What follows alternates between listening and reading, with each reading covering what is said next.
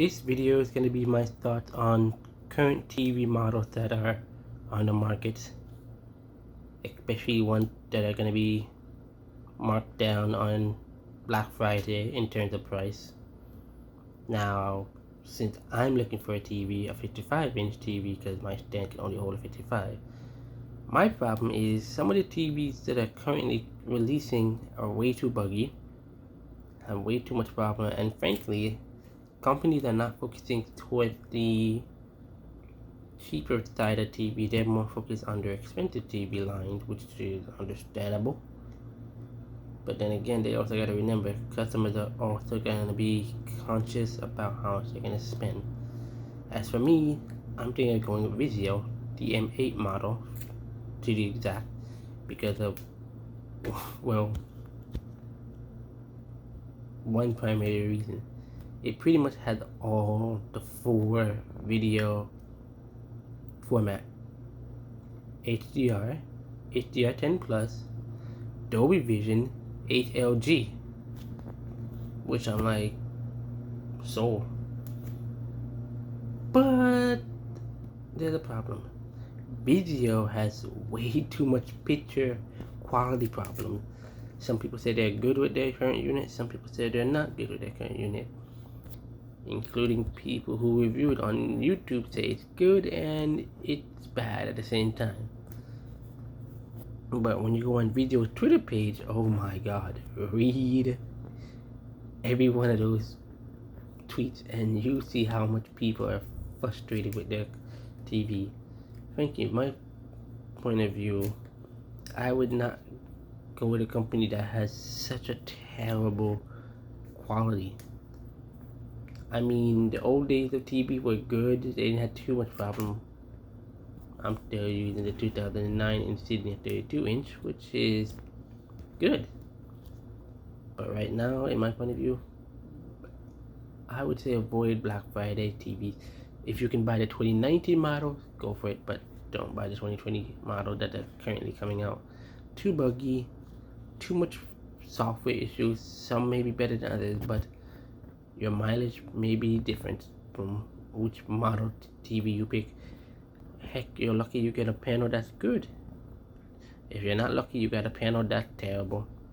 And frankly, I don't like the lottery system when it comes to TVs, when you have to be lucky enough to get a TV that's good. I personally believe they should have the same standard like cars. Cars are strictly tested over and over again to make sure no defects are detected when it is done.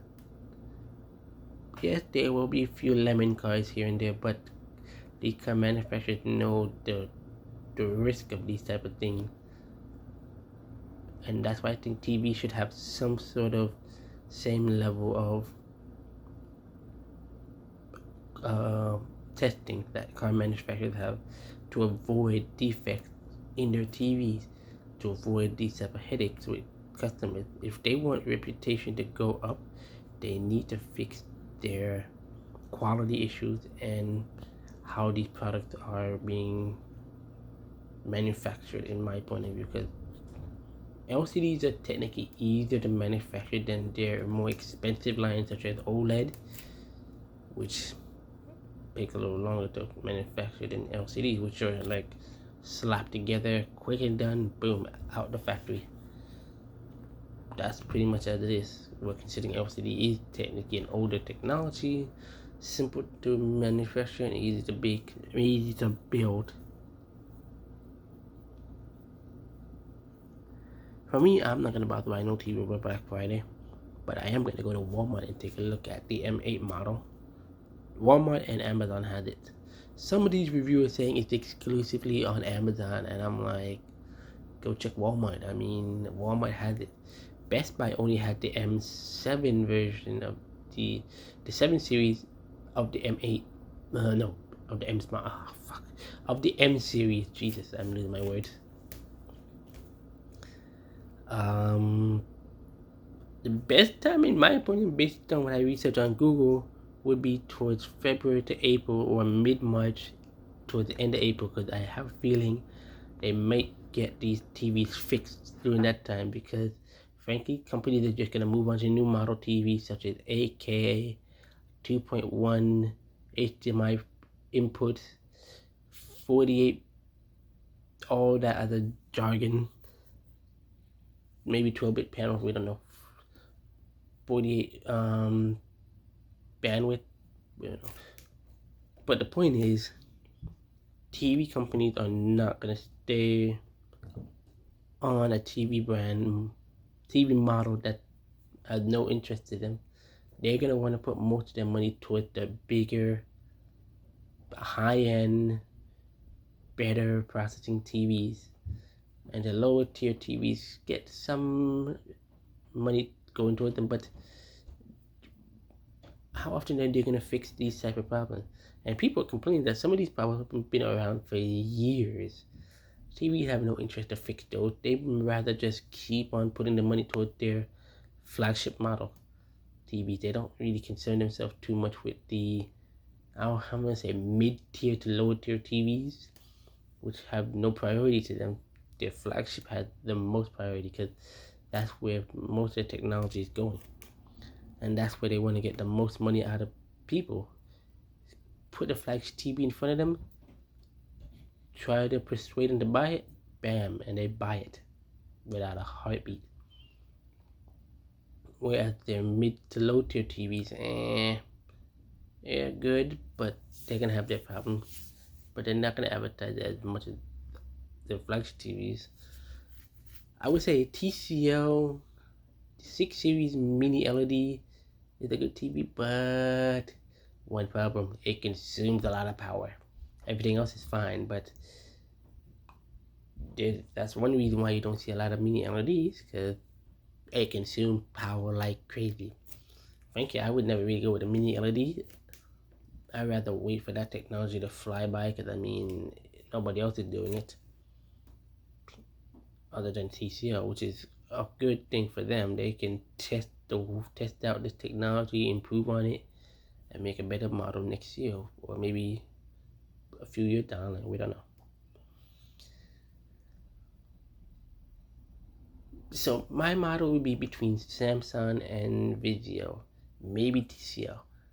I'd rather go with Vizio because, one, the interface is easy. I don't have no problem with the SmartCast. I don't mind the SmartCast really, because I'm an Android user most of the time. Sony, I would go with the 90T because it's an LCD. I'm not gonna go with the 8K model. I don't see nothing in 8K, and I don't see nothing in the 120Hz panel. And I don't see. I mean, currently games are still playing at 30 or 60 hertz,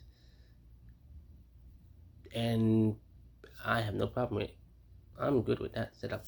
I would buy the new panels maybe a year or two down the line, because at this point, companies have to test the waters with these new technologies to make sure everything works.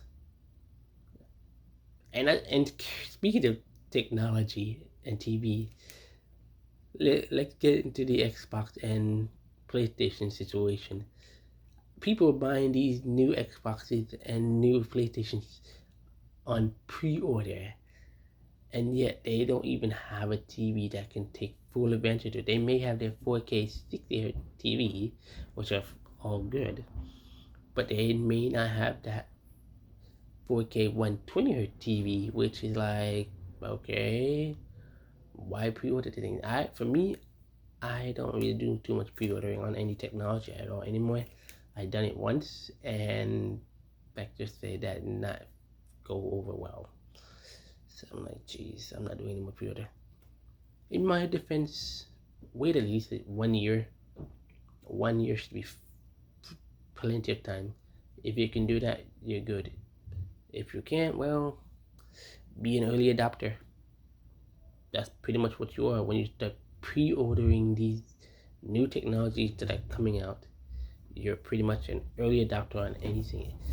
PlayStation 5, the Xbox Series S, new TVs with new technology that's never been fully tested to its limits, considering how many TVs are having much problems right now.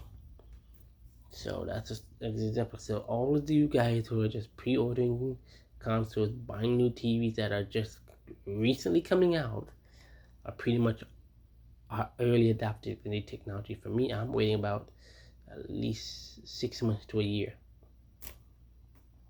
That's a fair amount of time to wait until these things are ironed out with updates and all that kind of stuff. But I would say good luck to the early adopters. At least you guys give the companies feedback if they listen to it at all, which I doubt most companies ever do. They do their own thing. So that's my thoughts on current technology that are out in the market. TV, game. Oh, let's not forget about soundbars. Buy a soundbar when you buy a new TV. Don't always trust the in speakers on the TV because these TVs are getting way too thin for this stuff now. My current 2009 32-inch TV is chunky, but the speakers on it is decent. It's so clarity. It doesn't need a soundbar. But with today's TV, soundbar is a must. No questions asked. Just get a decent soundbar that will work for you. I would also recommend, if you're really buying an expensive TV, just go for the M soundbar, the 5.1.2 soundbar, because that one had Dolby Atmos and the DTSX. I don't know the price because their website's not updating. So there you go. That's my point of view on everything.